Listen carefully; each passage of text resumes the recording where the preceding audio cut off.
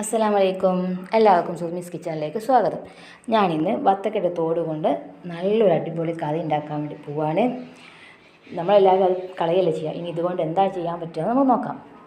തൊലി കളഞ്ഞ ശേഷം അതിൻ്റെ തോട് ഇതുപോലെ കട്ട് ചെയ്ത് കുക്കറിലേക്ക് ഇട്ട് കൊടുക്കുക. ഇനി അതിലേക്ക് 4 പച്ചമുളക് നീളത്തിൽ അരിഞ്ഞിടുക.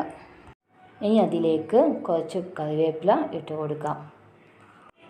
പാകത്തിനുള്ള ഉപ്പും കുറച്ച് വെള്ളവും ഒഴിച്ചിട്ട് നമുക്ക് കുക്കർ അടച്ച് വെച്ച് നല്ലതുപോലെ വേവിച്ചെടുക്കാം. ഒരു 2 വിസിൽ അടിച്ചാൽ മതി.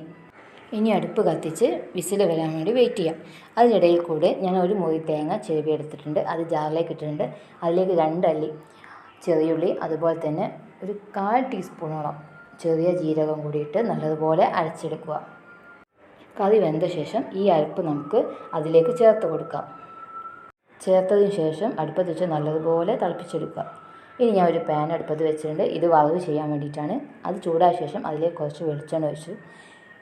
വെളിച്ചെണ്ണ ചൂടായ ശേഷം ഒരു 1/4 ടീസ്പൂണോളം കടുക് അതിലേക്ക് ചേർത്ത് നമുക്കത് നേരെ കറിയിലേക്ക് ഒഴിച്ചു കൊടുക്കാം. അങ്ങനെ നമ്മുടെ കറി ഇവിടെ റെഡി ആയിട്ടുണ്ട്. എല്ലാവരും ട്രൈ ചെയ്ത് നോക്കുക. നല്ല അടിപൊളി കറിയാണ്.